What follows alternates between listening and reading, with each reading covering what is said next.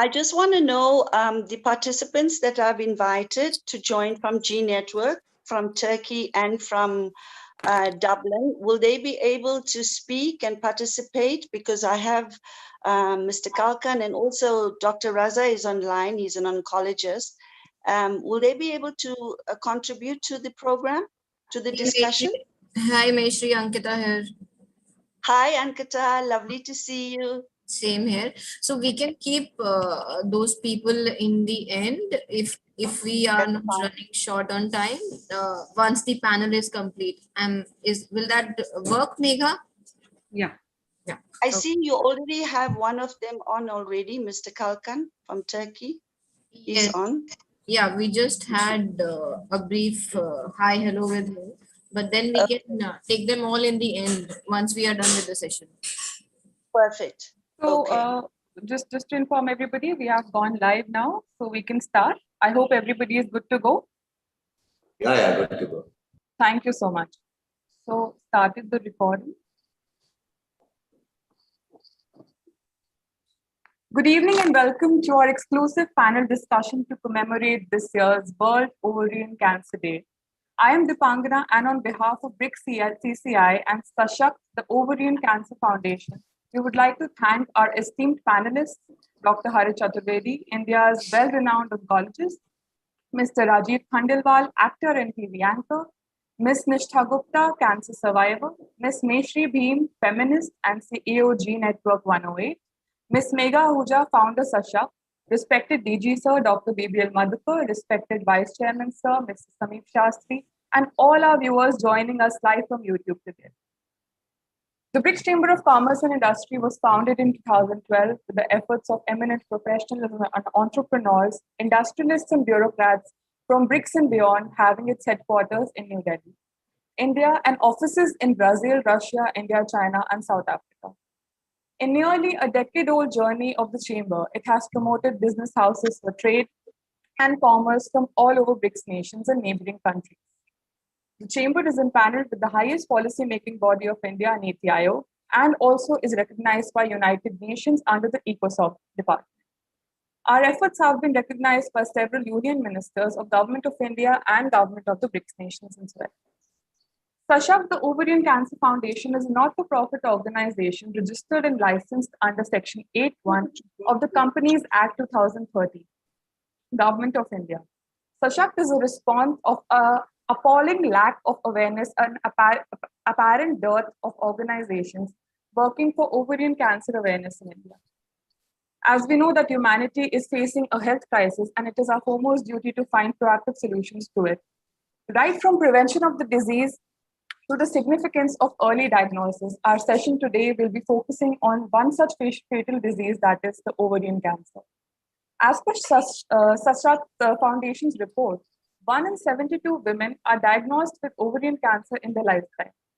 Unfortunately, most cases are diagnosed at a later stage, when the prognosis is really poor. However, if the diagnosis and treated early, when the cancer is confined to the ovary, the 5-year survival rate is over 90%. That is why it is imperative that women, their families, and the healthcare community recognizes these early signs and symptoms of the disease. Established in 2018 by a group of leaders from ovarian cancer advocacy organizations around the world, May 8th, World Ovarian Cancer Day, is one day of the year that globally raises voices in solidarity in the fight against ovarian cancer. Without further ado, I would like to invite our founder and director general, Dr. BBL Madhukar, to start the event with this opening remarks. Over to you, sir.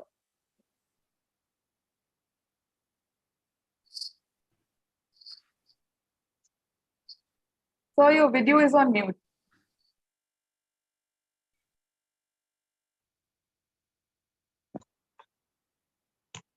Madhukar, sir, your video is on mute. If you can unmute yourself.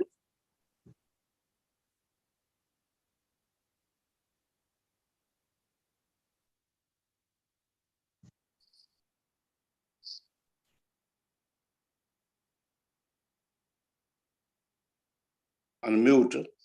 Is it okay? Yes, Video? sir, we can hear you now. And the video is also possible. You can see me also? Can you see? No, sir, the video is off. How can it be?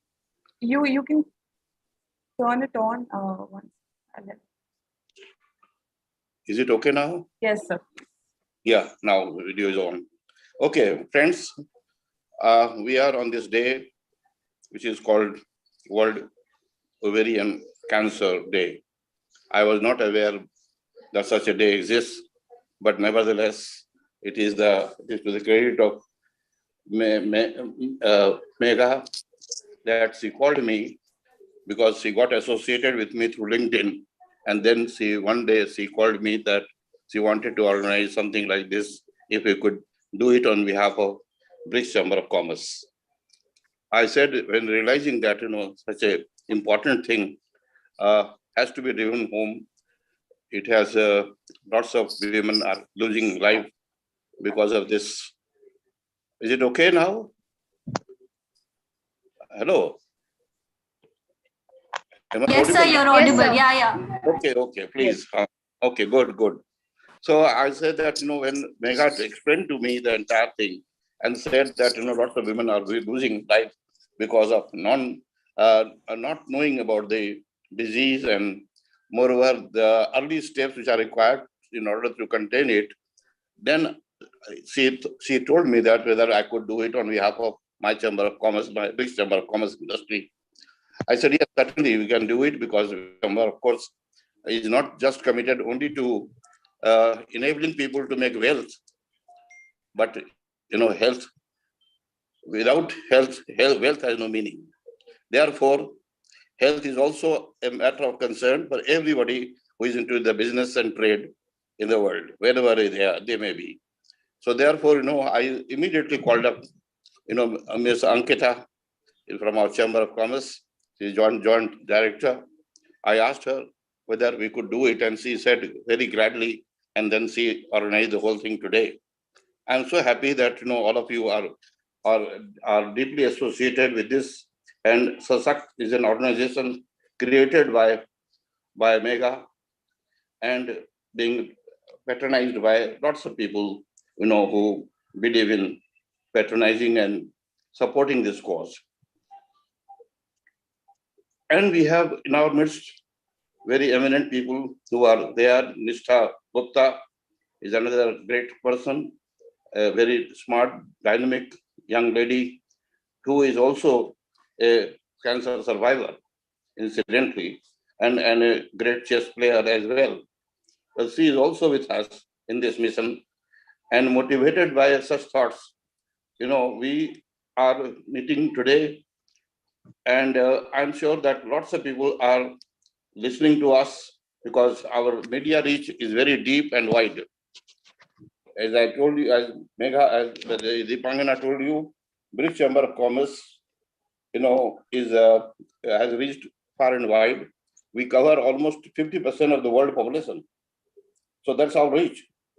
And therefore, whatever we discuss today, whatever line of thinking we propose, will certainly reach millions of people.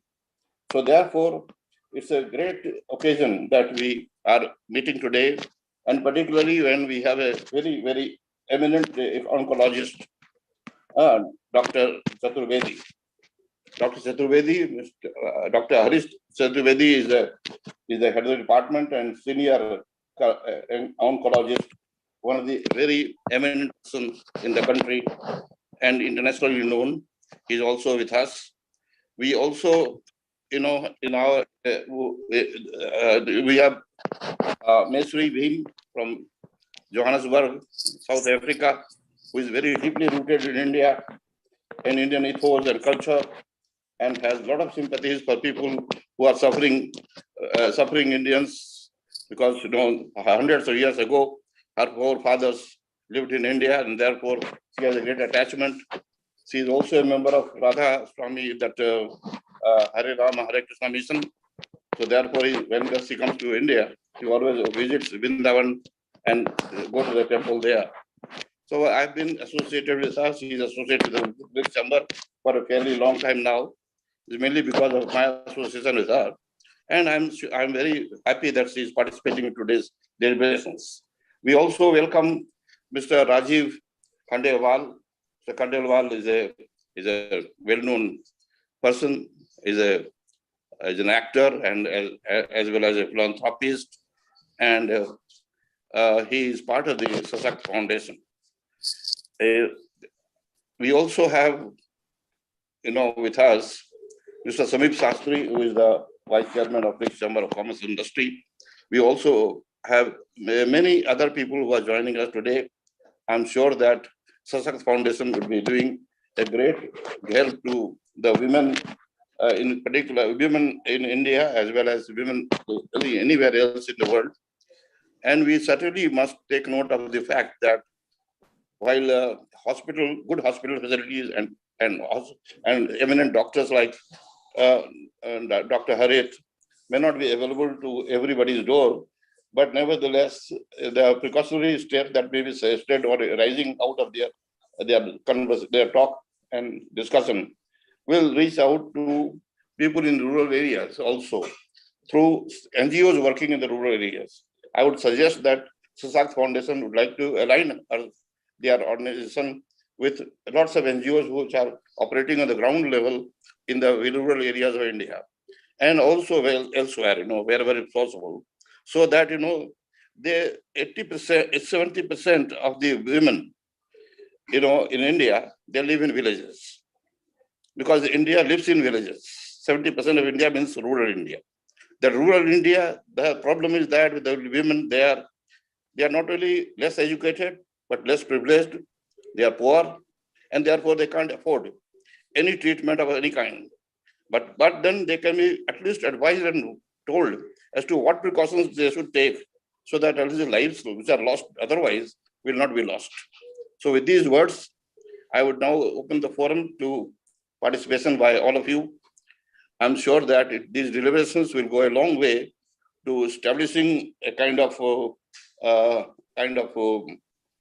system by which the people who are not aware of the problems would become familiar with this, and this kind of information sharing or knowledge sharing would be a great advantage for the underprivileged, in particular, because I speak for them more than for anybody else, because they're educated and the rich, they have all kinds of supports available to them.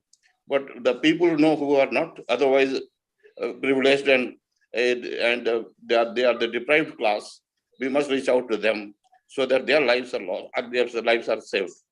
I'm sure that with these words, it will be a great occasion, occasion for knowledge sharing, and the panel of very eminent people who are meeting today will be able to contribute substantially to this particular subject of concern. Thank you, and wish you a very, very successful deliberations. Thank you. Thank you so much, sir. So we also take this opportunity to mark the hashtag Men for Teal campaign and encourage men to become an active part of this initiative and contribute in reducing the ovarian cancer cases by spreading the awareness and empowering everyone about the symptoms for early diagnosis. Here is a short video prepared by the team of Sashakt Foundation that I would like everybody to watch.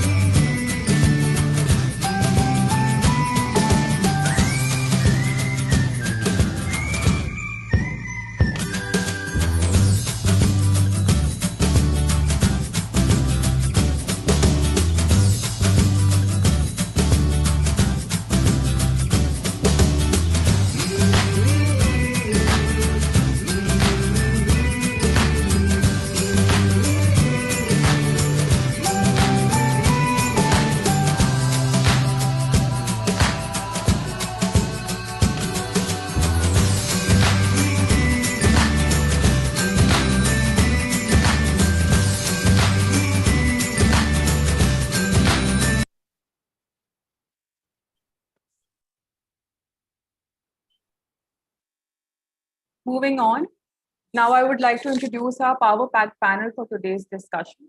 So we have with us Dr. Harit K. Chaturvedi, the chairperson of Max Institute of Cancer Care, with continuous focus on specialization, clinical quality, research, and academics. He has steered his team of over 100 oncologists into the disease management group DMG model to help position Max Institute of Cancer Care, MICC, as one of the most respected brands in the oncology space. Welcome, sir. We also have Mr. Rajiv Khandelwal, an Indian film and television actor, singer, and host. He is also the advisory board member of SASHAK, the Ovarian Cancer Foundation. Also, we have Ms. Nishtha Gupta, currently the project manager and senior specialist at MasterCard. She's a cancer survivor and has also been an international chess player, securing podium positions for India in World, Commonwealth, and Asian chess competitions. We also welcome Ms. Mayshri Bhim, the founder and CEO of G Network 108, Johannesburg, South Africa. She's an award-winning radio environmental journalist, media marketing strategist, and an entrepreneur. And finally, Ms. Megha Ahuja, the founder of SASHAK, a foundation and director of Vivekanand School. She also organizes TEDx and is an author as well. Welcome, ma'am. Over to you. Thank you so much, Dipangna. And a big thank you, BRIC CCI, for the collaboration. I'm so delighted and honored to be present amongst this highly august panel. I extend a warm welcome to our esteemed panelists, Rajiv, Dr. Harit, Mayshri, and Nishtha. Thank you for taking time out of your busy schedules and joining us. World Ovarian Cancer Day. It is the one day of the year we globally raise our voices in solidarity in the fight against ovarian cancer. And we are here today to do the same. Let's begin the discussion by pondering over why we need this conversation. Starting with you, Dr. Harit. So, ovarian cancer is one of the most fatal women's cancer. As per the statistics, 314,000 women were diagnosed with ovarian cancer in 2020 itself. And 207,000 women lost their lives to it in the same year. Even then, awareness levels are really low and there are not much efforts done for it. What, according to you, is the biggest reason? So first and foremost, thank you, Megha, for having me here. And this is a very, very important exercise because, as you have said, that without awareness, this cannot be really fought. And I will just, for the benefit of the other people in the audience and panel, when Megha started this campaign, I used to dissuade her. I used to say that ovarian cancer doesn't have a screening marker, there's no imaging, there's no standard thing. So how will you do this? This is really not going to make a difference. And she said that there are so many people doing other things and they are more easy to do things. But this is where my heart is, and because of her experience, she wanted to really put her effort into that. And that is where the change begins. When one person starts and initiates and puts your might behind it. I think Rajiv also is committed in a very, very big way. I see him really commit. So the change has already begun. I'm sure there are so many small dots happening all over the globe. But in my experience of the last 30 years, I see you two standing out as far as ovarian cancer crusade is concerned. Now, why is it important? I think first and foremost, the important thing is that it's not a small number disease. It's a large volume disease. Second, very important thing is large number of people, more than 80% get diagnosed in very late stages. And therefore, if you don't have an awareness, you have already lost the battle for majority of these patients. Now, the challenges, or when we talk about screening, we say that screening should have 6-7 golden rules. That's something which can be detected early. So ovarian cancer doesn't come into that because you don't have a tool which can be applied to detect this early. Neither you have a tumor marker nor imaging. Nor it has something evidence to show that if you pick it up early, you change the course of disease. So such things are not there. But what I must confess that these are standard things. What is really lacking is the lack of awareness. So majority of the women are going to their GPs and to their gynecologists and to their gastroenterologists with very vague abdominal symptoms. And everybody is treating them for vague symptoms with acid peptic disease or typhlitis or colitis and things like that, because the symptoms are not specific to ovarian. So what I mean by that See, when there's a breast cancer, people have a breast lump and they feel that. 70-80% people, women can feel a lump. Oral cancer, you see an ulcer and you can feel it. In a colon cancer, you have a bowel symptom which can manifest, or you have a blood in the stool. Ovary is an organ which lies in the pelvis. It gradually increases in size. It doesn't even show up in the lower half of the abdomen till about its 10 centimeter size. The vagueness, the location, and since it is not affecting any other organ in the abdomen and pelvis, the symptoms are very, very vague. The woman doesn't know and the doctors are confused. The test which is recommended is generally ultrasound upper abdomen or some vague thing, and it doesn't give us any direction. So if you ask me why is it important, the numbers are high, we are losing the battle, and simply awareness and a structure, and probably somebody like you will initiate a research campaign and support something which will bring us to a marker or some strategy which picks it up early, like a mammogram for breast cancer or PSA for prostate cancer and something like that. So all these things are possible, but I think the effort has already been initiated in a systematic way. Exactly, sir. There's a lot of delay from the doctor's end also. So whenever a woman reaches to like any GP or gynecologist with these symptoms, as you rightly mentioned, they're like months passes. The same thing happened with my mom also. Like for months, she's been like treated and being tested for other things before they came to a conclusion that it is ovarian cancer. So typically it takes about 6 months for them to reach a specialist. And by the time it's that takes that much time. So you lost 6 months before you start the treatment. Rightly said, sir. Coming to you, Rajiv, you have a personal connection with ovarian cancer and Sashak. Why do you think we need to talk about it? Well, hi everyone, and thank you so much for having me on this panel. And I'm very happy that BRICS is associated with this cause and with Sashak, which is completely your brainchild, Megha. Of course, I am a part of it. And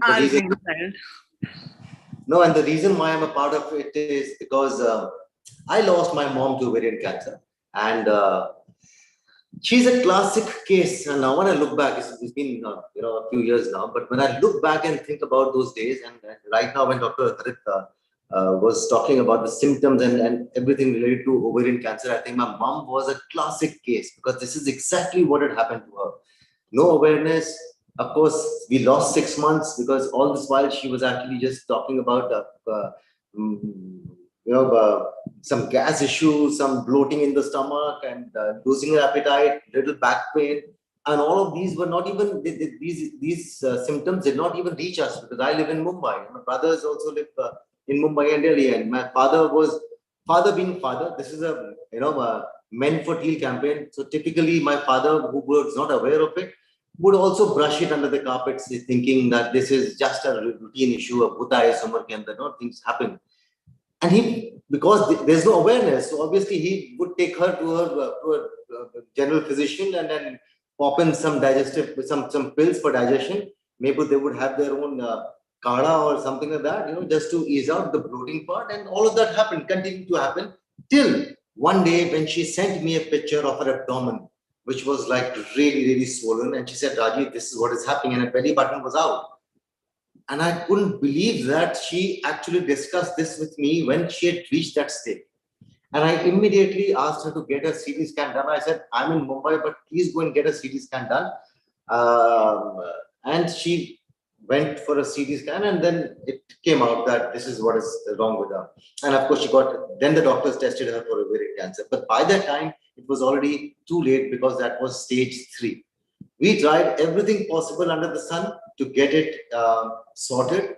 Losing anyone who's close to you can be very, very traumatic. And but we tried everything, every might, I would say, every might that we could use. We tried that, be it naturopathy, be it homeopathy, be it, of course, allopathy.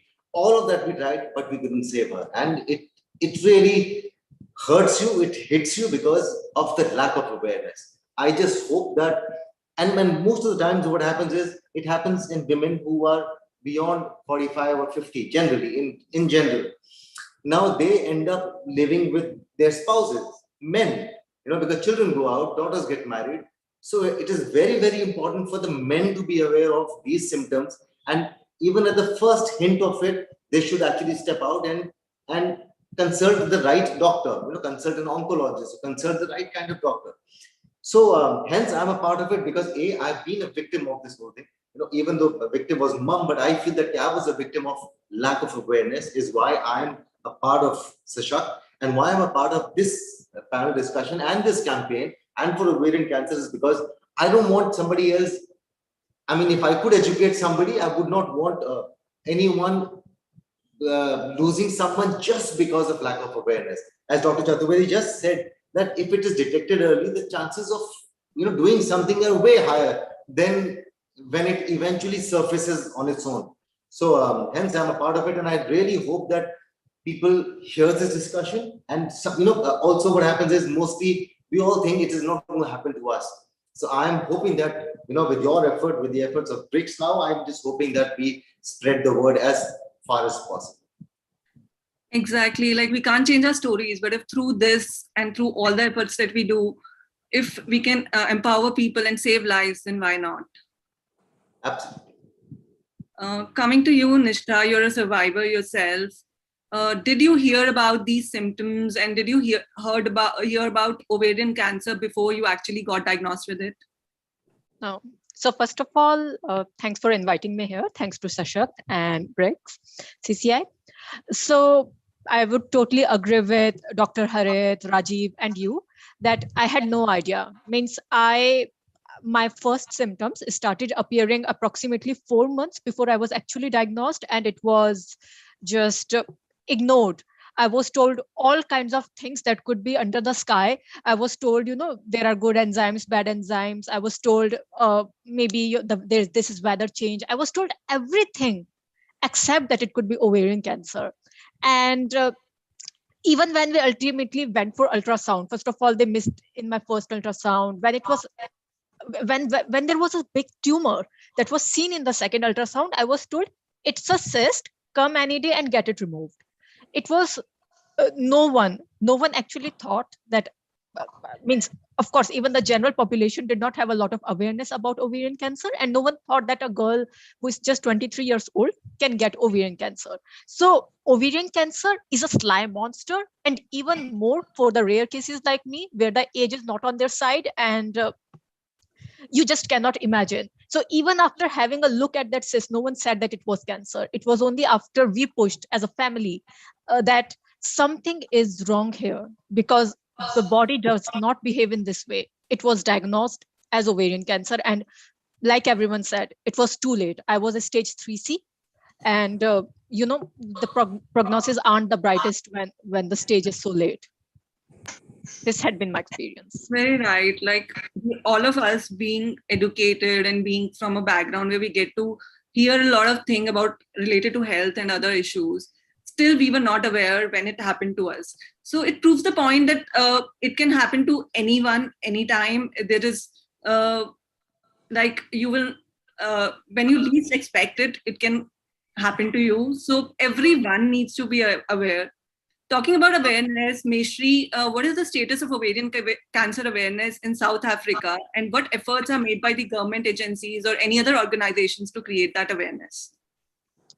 Hi, everybody. Thank you for this opportunity. It's a great dialogue.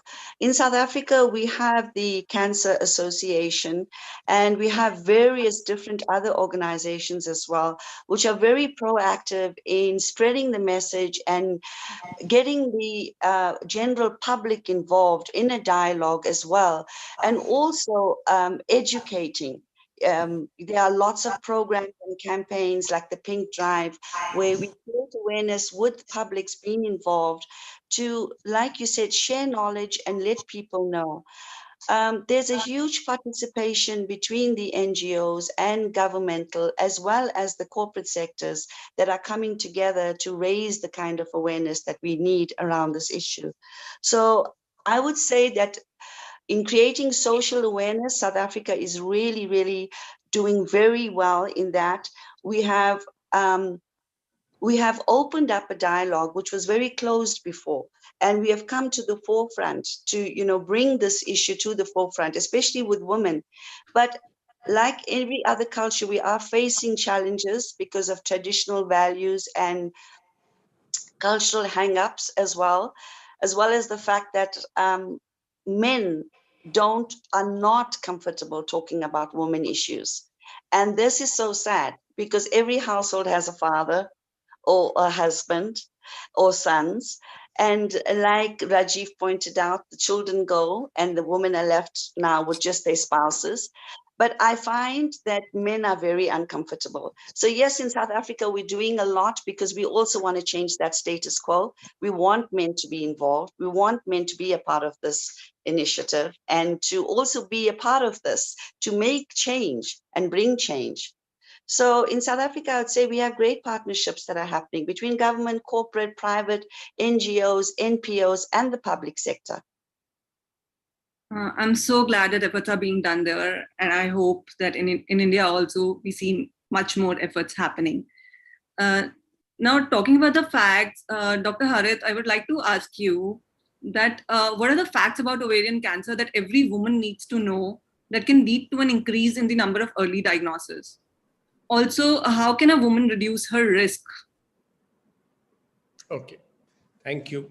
So before that, I want to make a couple of points. I will reinforce what Rajiv had said, that 6 months of delays. I want to make a point that for every cancer, a stage migration typically takes anything like a couple of months, 2 or 3 months. So whether it's a breast lump, whether it's an oral ulcer, whether it's an ovary, anything which has a symptomatology of over 2 months, there is a switch from stage 1 to 2 and another 2 months, 2 to 3, and like that advances. This is a very general statement, but the point I'm trying to make that any symptom, however vague, if not explained within 2 to 3 weeks, consult your doctor and specifically ask about ruling out cancer. Okay, that is one point. And second thing about age, I want to say what Nishtha was mentioning, that no age is a bar, whether it's a breast lump, whether an oral cancer.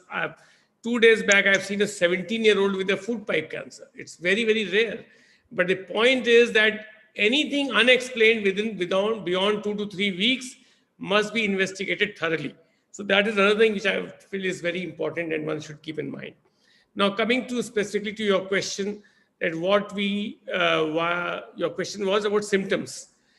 Yes, facts about ovarian cancer that everyone needs to know. So ovarian cancer is I would say, second most common cancer in the developed world after breast cancer. In the developing country like India, still cervical cancer is ahead of ovarian cancer, but in developed world, and unfortunately here it is catching up. So on one side, the cervical cancer is going down, which is a good thing, but ovarian cancer and endometrial cancer is on the rise. So one needs to know that it's a very, very common cancer and you should be well informed. Second thing, that the symptoms are pretty vague. So it presents more with upper abdominal symptoms. The initiation of these symptoms happens, right? Heaviness after meals. So typically one would go and get an ultrasound upper abdomen done.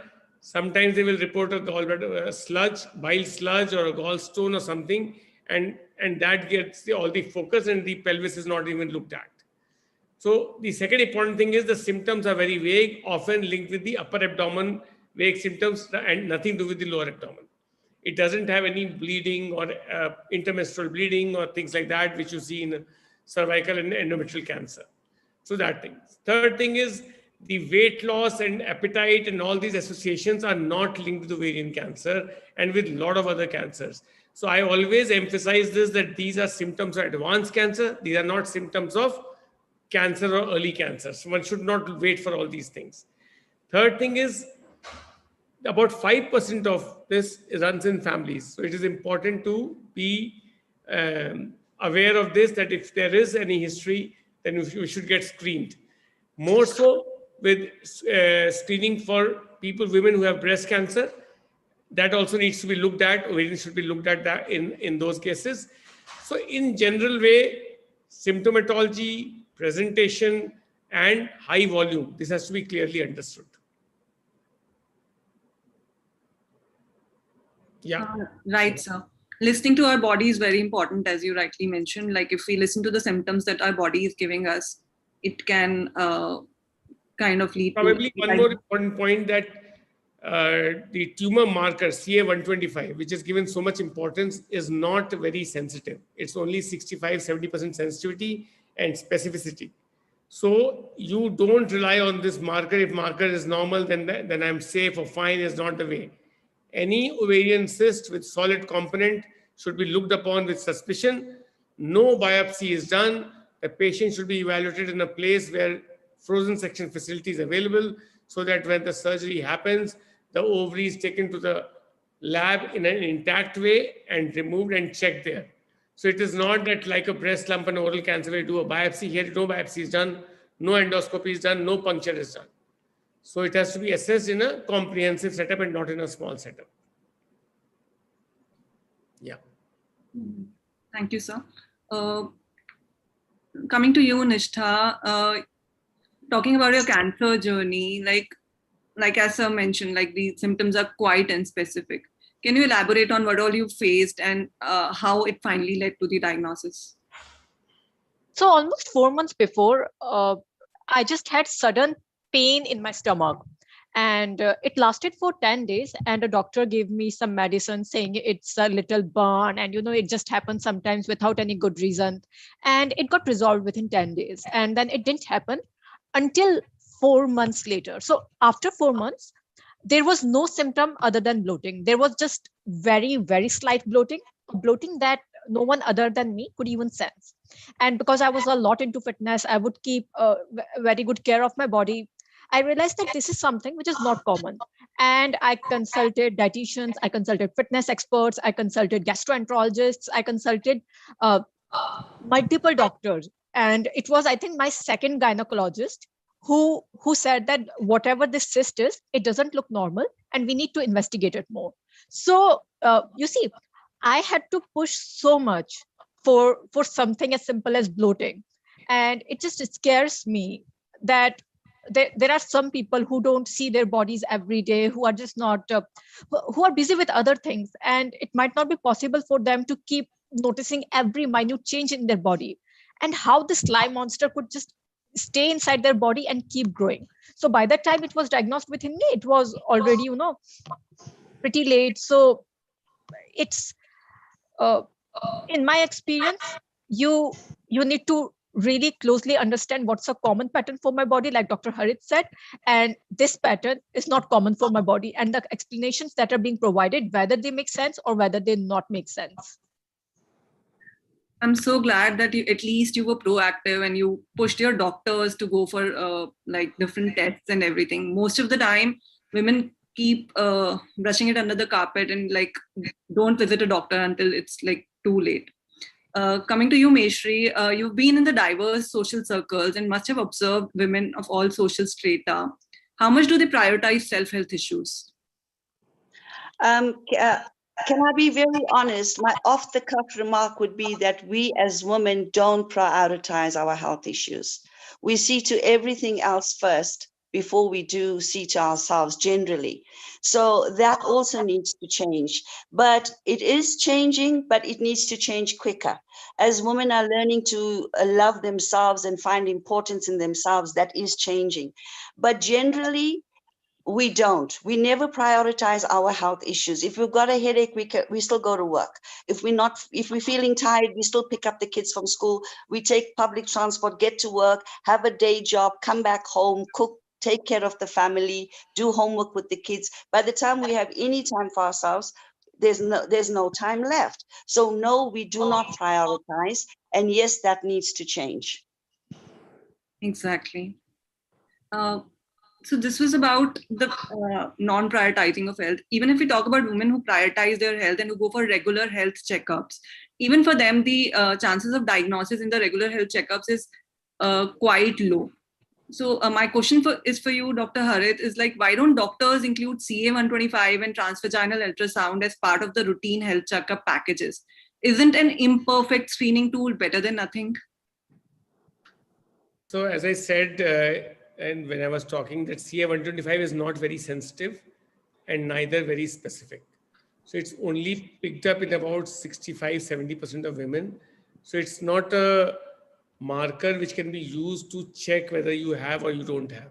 So to understand what you're thinking, that it is better to have something rather than nothing. Exactly. The challenge for the community and for doctors is that if you do some test which is falsely assuring you, or even otherwise doing some test which may be high even when the marker, when there's no ovarian cancer, the specificity is only about 70%. So that means you can have a CA-125 or 200 and you may not be having any ovarian cancer. So there are certain guidelines which guide us what you should do and what you should not do. So if suppose we start doing CA-125 in a screening package, what will happen, and that we see quite often, that women come to us with a value of CA-125 and they've already got a CT scan and all done, which was otherwise not required. And so one can argue that, okay, do slightly more tests rather than ignore the symptoms. It's not about doing something more tests, and the whole thing goes into a tangent. So I would still insist that it is very tempting to do more tests. And I see a lot of, in today's labs, a lot of people who do a 6-monthly hematology, biochemistry and all done, which contains a list of tumor markers, CA19.9 and whatnot, all the markers every 6 months. And that is actually not recommended because that can often lead to investigations which are not very rewarding. So you should practice what is science recommending, not what is evidence directing. So as far as transvaginal ultrasound evaluation is concerned, that has value in certain settings. So I would say that could be part of evaluation for abdomen, but using tumor markers for evaluation or guidance is a double-edged sword. It may do also harm. So I have a question for Dr. Chaturvedi, Megha. Yes, Rajiv. Sir, tell me, so like you were saying that CA-125 test is not a short way of figuring out whether you have the ovarian cancer or not. But what should, first question is that at what age should women actually should observe their body and symptoms? Second thing is that what should a healthy woman do? I mean, should she wait for the symptoms to come, or is there any other way that they can protect themselves from the onslaught of this cancer? So if you think that if we go for a regular CT scans or a PET CTs and you will pick up disease early, then that is a myth, because certain things have limitations. Investigations have their limitations. For example, mammography in women is recommended after 40 years in India. The limitation is that in women, I'm talking about mammography for a moment in this forum, because that is a well-established screening tool. So even such a tool has a lot of limitations. I'll explain to you and why today in certain segments, even mammography is not encouraged. So I'll tell you why. So if you do a mammography between 40 and 50 years, because of breast density, the pickup rate is poor. The early lesions, so you do every year or every 2 years to identify. And so the final guideline today is that in this segment, being breast aware is very helpful. To change any new formation or symptom is very helpful.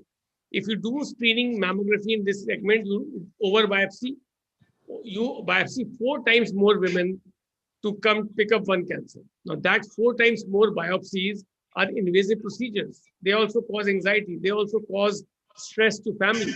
So any intervention in the human body which has a poor output is not recommended in a general way. For example, colonoscopies in certain segment of population, it's an invasive procedure. So you do only in high risk group, you don't in the general population. So likewise, in every cancer, the screening has certain guidelines. For example, CT chest is recommended, low dose CT chest is recommended in smokers beyond 40 pack years.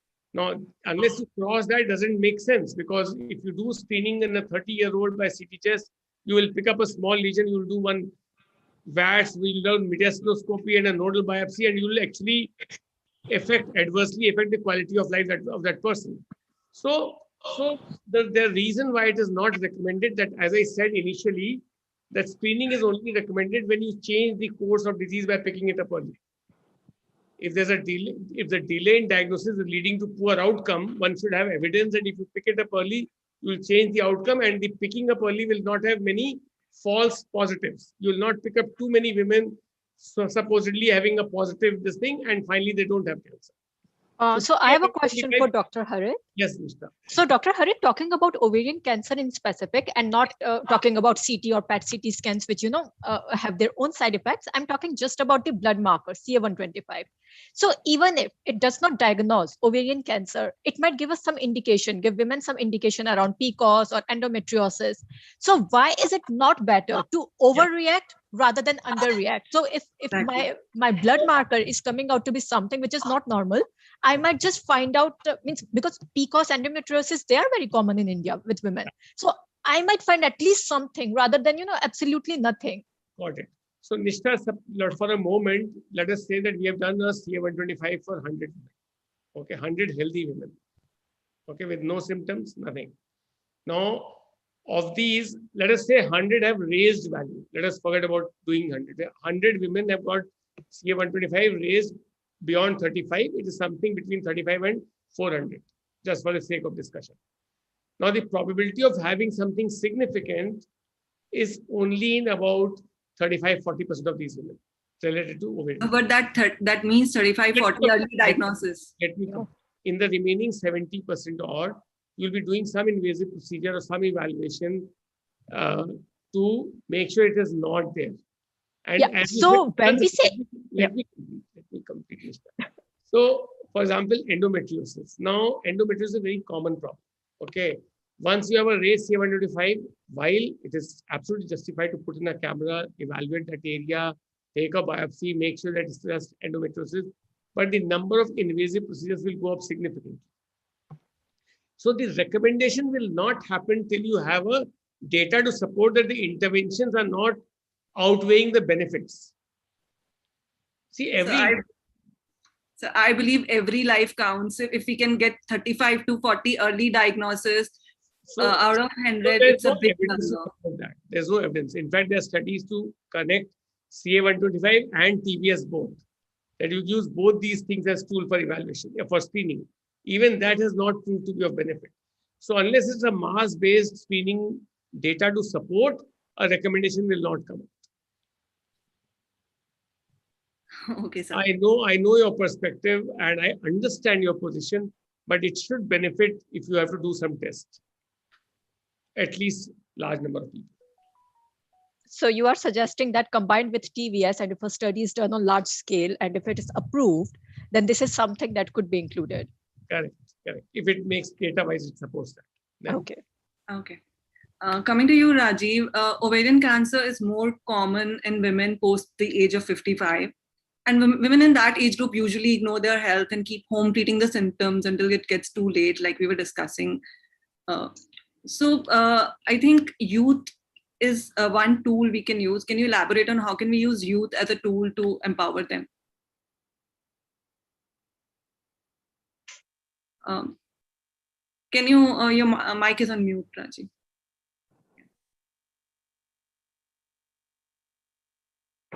It's still on mute, we can't hear you.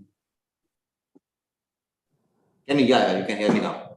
You were talking about the youngsters. How can youngsters change? Of course, I think youngsters can do a lot of, bring in a lot of change, because youngsters come with the progressive wave, which constantly keeps traveling. The next generation is going to be more aware. They'll be more progressive. They'll be way more advanced in their thinking.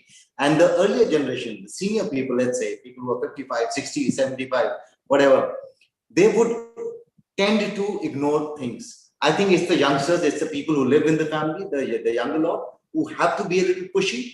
If you see your mom, if you see her, I mean, how I wish now if I could go back in time, and if I was around my mom, I know that I would have done with this kind of awareness.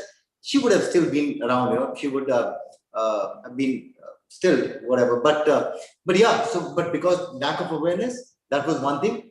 And as I think Meshchiri said that men really do not, now I'm coming specifically to men, the boys in the house or the men in the house, they don't like discussing women issues. I mean, be it the menstruation hole, anything to do with women. I think men think it's women will deal. So mummy ke paas rahe ho, go to your mother-in-law, go to your mom, but fathers will not speak about it. And I'm talking about people from that generation. So I think it's very, very important that the youngsters talk about it. They should identify the symptoms, because I would still say out of 10, 8 mothers would still ignore the symptoms, or they would not bring it on the table. So you've got to observe those symptoms, and then you've got to be pushy. And I totally agree with Dr. Harish Chaturvedi also that, of course, don't get paranoid about getting tests done every 6 months, going and getting your stuff tested just because you want to keep it at bay.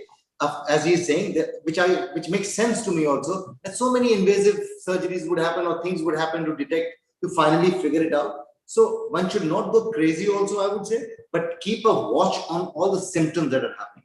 And youngsters have a huge role to play, again, I'm saying, because they would be the ones who would lose the maximum if something happens to the mom or to your sister or to anyone. So avoid this a situation like that. The moment you see symptoms, please push your mothers or your sisters or any woman in the house. Megha, I think I should have made a point, 1 second, that 3 of you here, Nishtha and both Rajiv and you, made it that 6 months you had symptoms, 4 to 6 months before you had. Yeah. So I think our approach should be more what evidence is suggesting, that being aware of your body, and if you have something, don't drop it. Keep working on it till you have an answer to it, rather than going for unnecessary investigations. Because actually those things are also doing not too good. Doing over-investigating is not something not helpful. Like you remember, like we even did this Ask Your Mom campaign, where we asked children to talk to their mothers and grandmothers about the symptoms of ovarian cancer. And it was really, really successful. Like there were so many stories coming back from them that their mothers were actually facing those symptoms, but never talked about it in the house. But when they went, and then they went to the doctor and discussed it.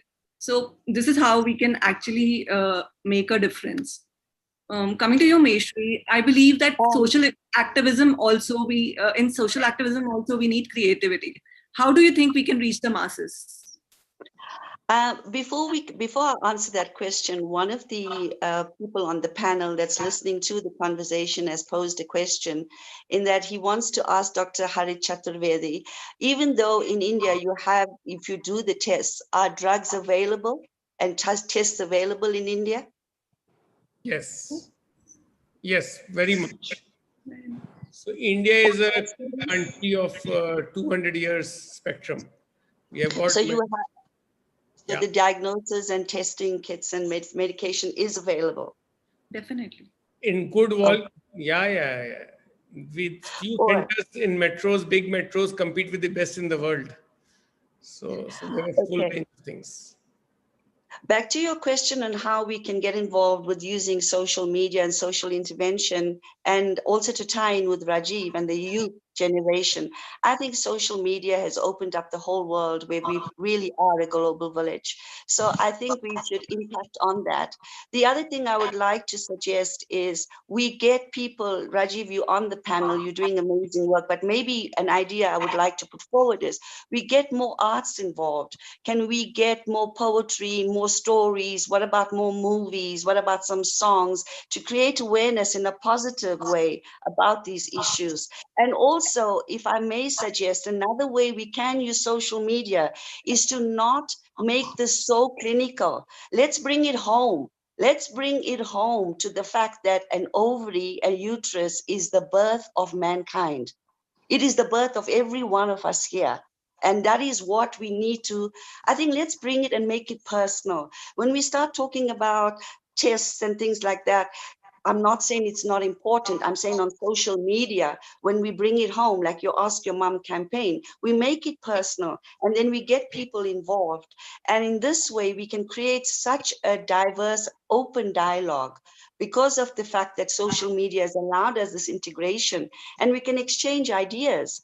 For example, Dr. Chaturvedi, in South Africa, there is a vaccine that young girls can usually take against getting ovarian cancer. There's 3 different vaccines. One vaccine, they take it in 3 different times. You know, I don't know. Meshri, there's no vaccine for ovarian cancer. No, not for cancer. It's for helping towards, the factors that contribute. We have a vaccine here in South Africa. There's no such vaccine. Cervical cancer. That's for cervical cancer. There's no such vaccine. Yeah. And cervical in South Africa is not an isolated area. The whole world is aware of the knowledge base available globally. So there is no such vaccine, there is no such thing happening. And so this HPO vaccine, you don't, there's no such thing? No such thing. No such thing.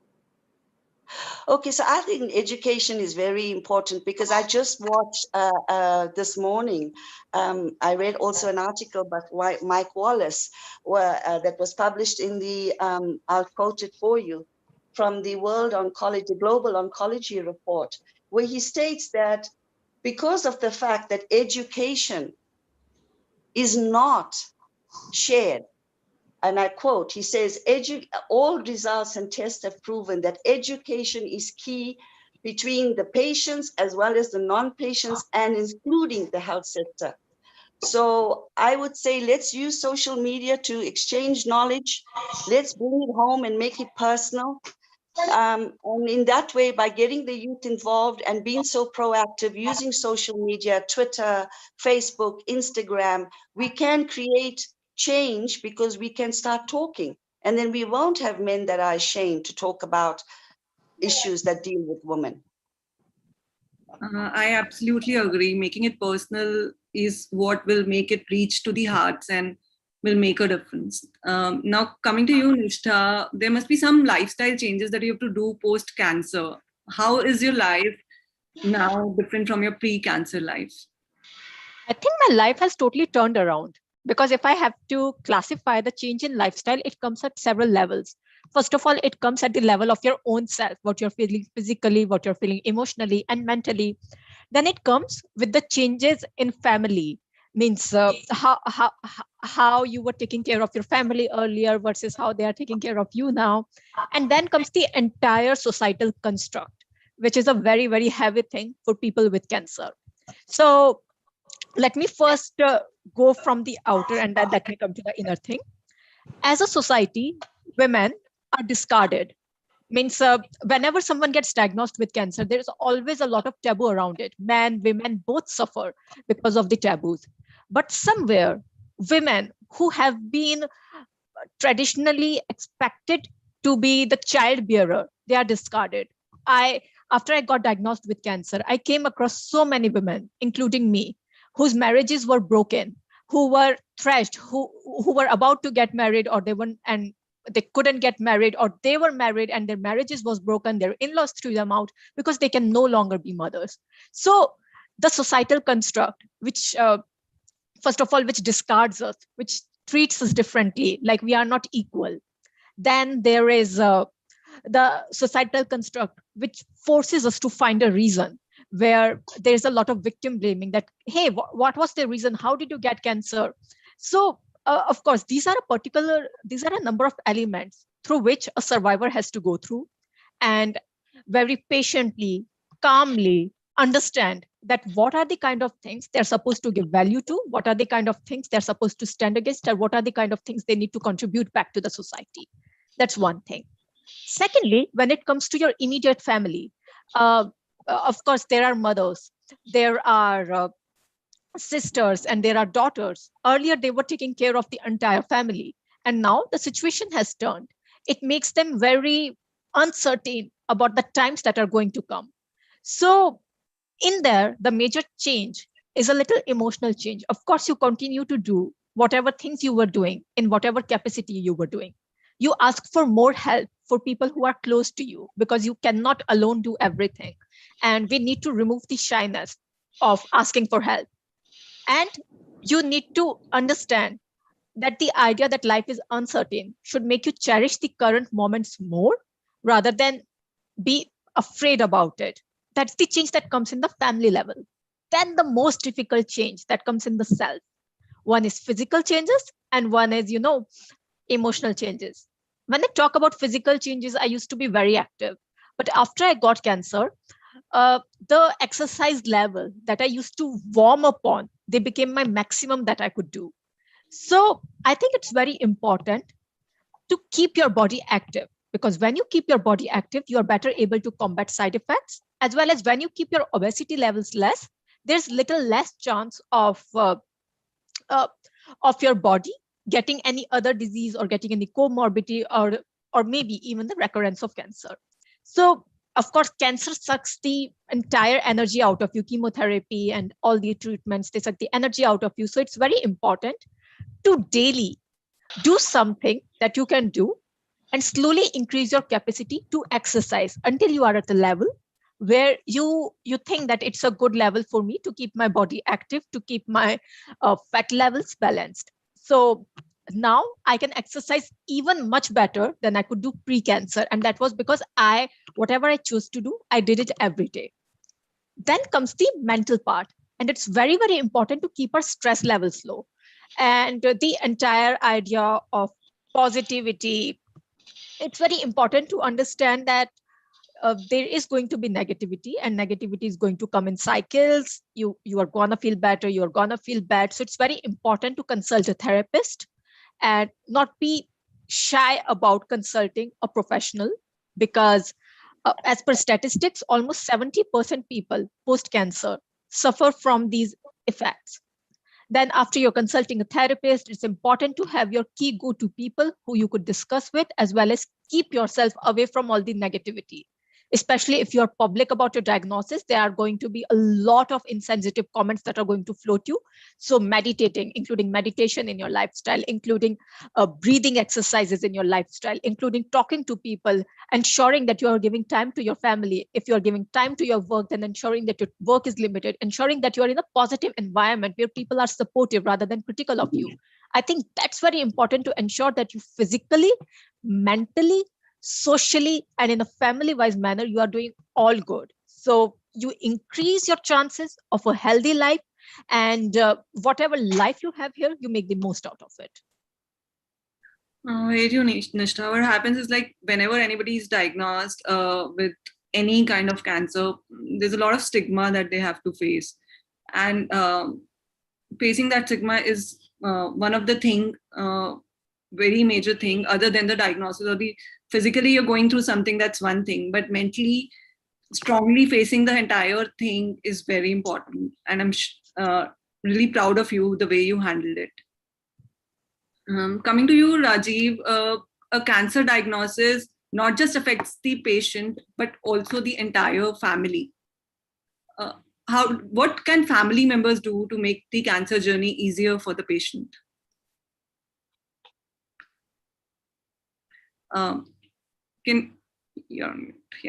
Sorry. Like Nishtha just said that, there will be a lot of people who would make insensitive comments and things like that. And there is already a negativity, there's negativity which is already floating around the patient. You just said that there's a stigma attached to it, which is self-induced, by the way. I don't know, I wonder why and how a 23-year-old girl who gets ovarian cancer, why should she be embarrassed about it? Why should anyone be, looking down upon her? I mean, but that's a society, I guess. Cancer is still such a word which creates a huge emotional effect on people.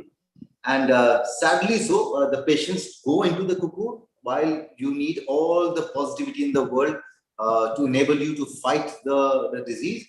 But on the contrary, what happens is that the patient tends to become very, very negative. My mother started feeling that life is slipping away. She was getting negative. She refused to smile also. So the maximum, I think what the family can do after having gone through this experience, I think what the family can do is let the person be. Do not try and keep talking about, that be positive, which is what I did in the initial first 6 months, myself. Trying to give her all the knowledge of positivity and things like that, and forgetting that she's my mother, she would know much more than what I would know. So I think you need to let the person be for a bit and just support. Support is such a huge thing, and then as the person makes peace with it, start. Of course, inspiring in a very subtle manner. I remember my mother coming out of the cocoon slowly and steadily. Well, she accepted that she is suffering from cancer. She accepted that she is stage 3 cancer. I made her speak up. I made her tell the world.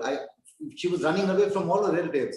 I made my mother, one day I remember, pick up the phone and call all her relatives and friends and told her to tell them that she's suffering from stage 3 ovarian cancer.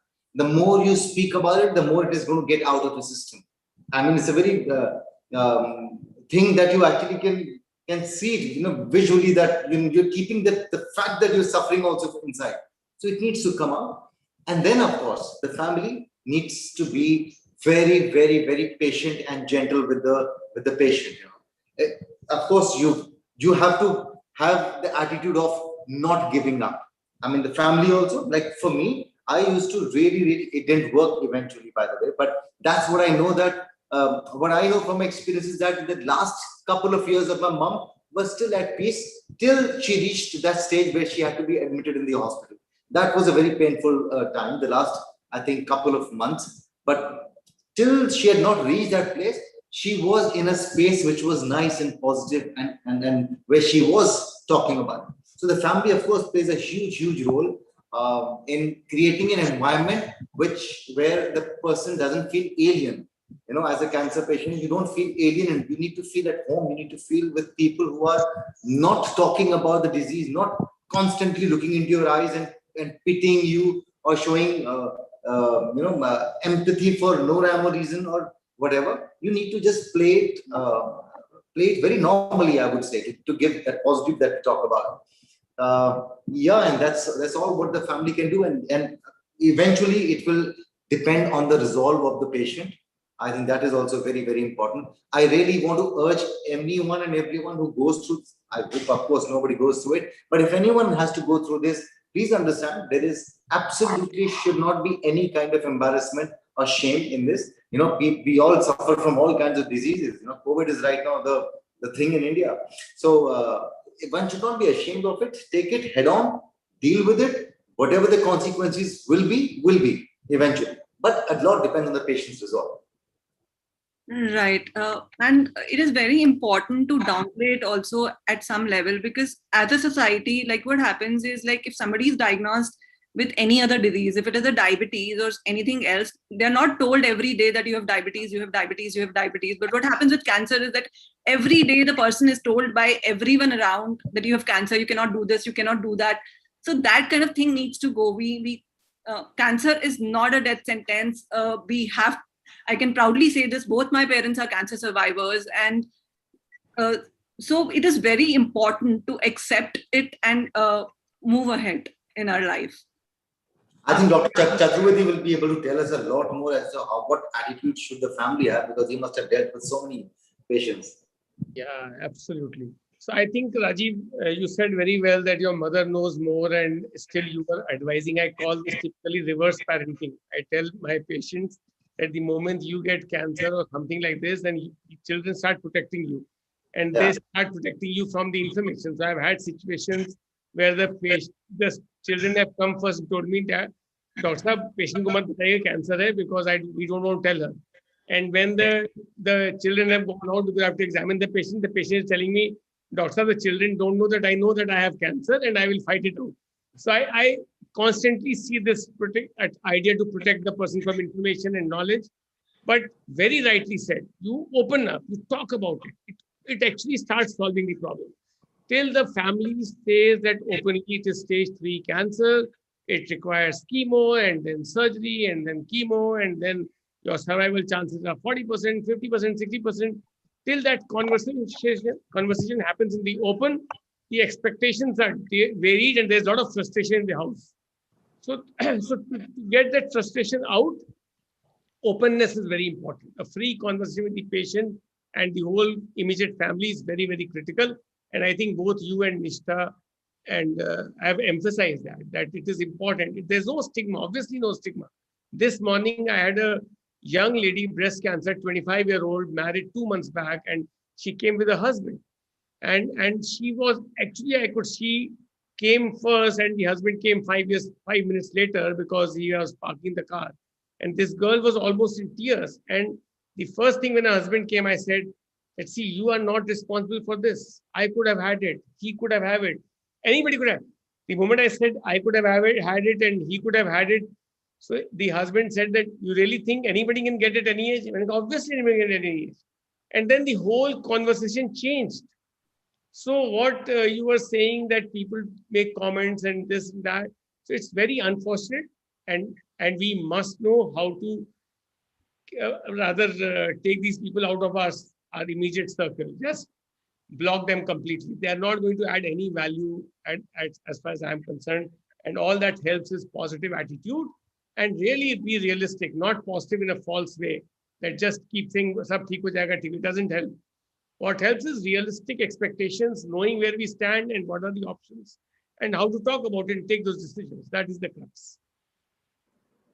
Having right role models are also of great help. Like for my mom, dad has survived 15 years back. So she had that role. So she never thought of it as a death sentence. So for her, she's seen dad going through the journey and getting well.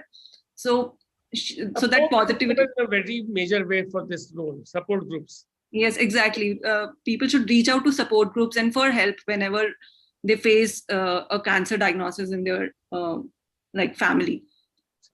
Coming to you, Meshri, what is the acceptance levels of a cancer diagnosis in South Africa, and what, according to you, can help in reducing the stigma? In South Africa, we've also identified that there is stigma around the diagnosis, and there's been a great move towards including traditional healers into the healthcare system, because they address many of the rural communities, and the rural women have a lot of allegiance to traditional healers. So one of the positive things through the Cancer Association in South Africa was to include traditional healers in the healing of cancer patients. And at the same time, by educating them, they then educate the community, which has made it I wouldn't say we have reached the point where there's no stigma, but we're working towards removing the stigma. There's also the stigma attached to the fact that if you get cancer, besides just being, your morals are also being questioned. So education was very important to let people know that moral behavior was not the reason why women had cancer. These are the steps that are being taken here in South Africa to remove the stigma and to open up the dialogue more. Like I said before, communication and education is the key factor. Very right.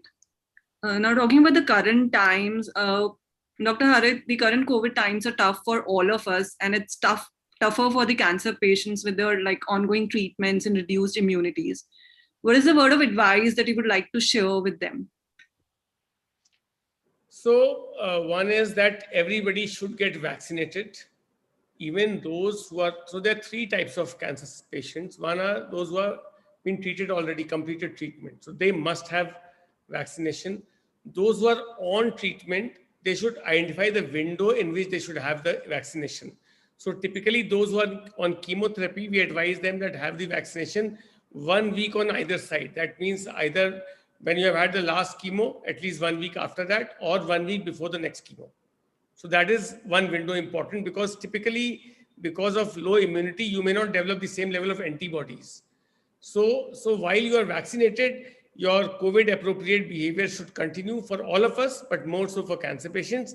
And we get a lot of these questions that suppose I've had some treatment, or I'm on hormone therapy or some therapy, whether I can have the therapy vaccination or not. So it applies for everybody, whether on immunotherapy or whatever therapy, COVID vaccination is critical and must have. You are in a way more prone than others. Number two, then comes the interruption in treatment. There are three segments there. One is those who are already on treatment. They should not interrupt treatment, because we don't know how long this COVID wave will survive, and the interruption in treatment can have adverse outcomes in your treatment outcome. So it's better that you take appropriate precaution, be well connected with your doctor, minimize your stay in the hospital, do whatever you can do off the hospital so that you can limit your exposure, but don't interrupt the treatment.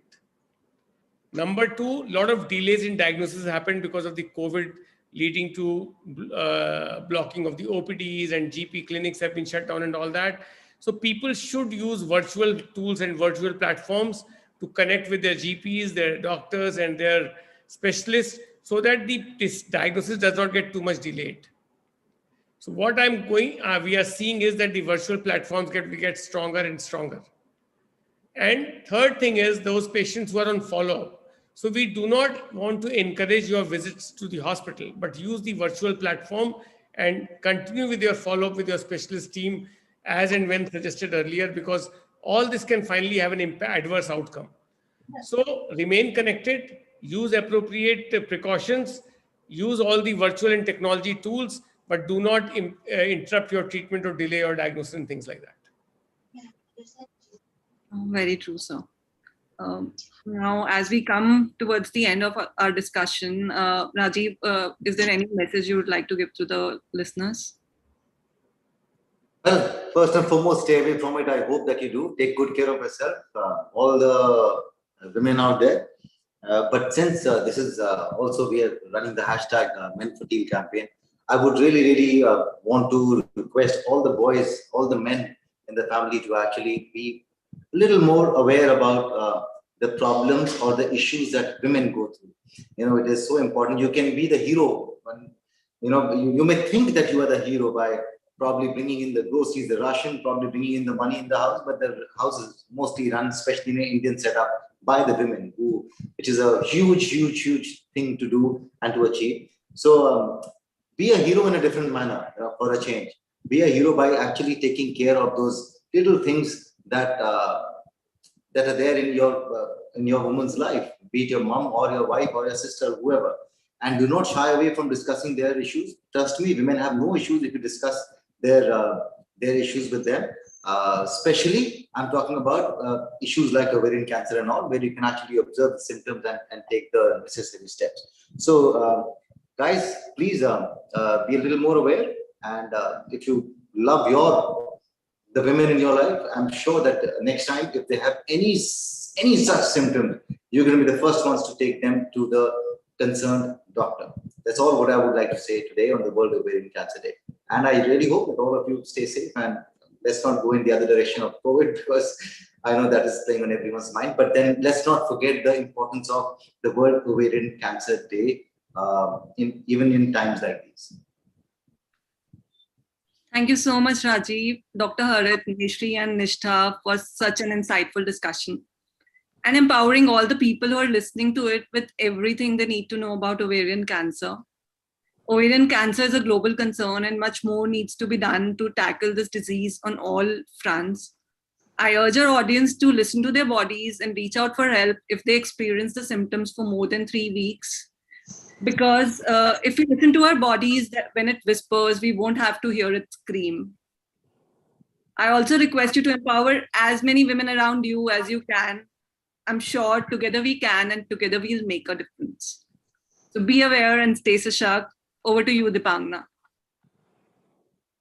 Thank you so much, ma'am, and thank you to all the speakers for taking out your precious time for today's webinar.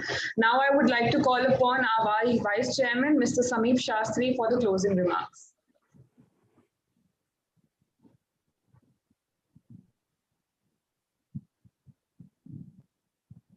Good evening, everyone. What an insightful session, and so many things that I got to know in this session, that you just heard about ovarian cancer for the first time, felt it and realized the need of awareness. And I'm really grateful to Sussex Foundation for partnering with us. So I on behalf of BRICS CCI, would like to thank all the panelists here and Sussex Foundation, especially for the time and insight. I believe this session will create awareness amongst women and eliminate the prevailing myths in the society. And I hope the upcoming technologies, methodologies, and advanced treatment options backed by strong support of family members, women diagnosed with ovarian cancer can lead a quality life and contribute, reaching for stars and being an inspiration to all around you. I'm hoping that this session, we have more such sessions and we are able to help Sussex Foundation to spread awareness. Thank you all for joining today.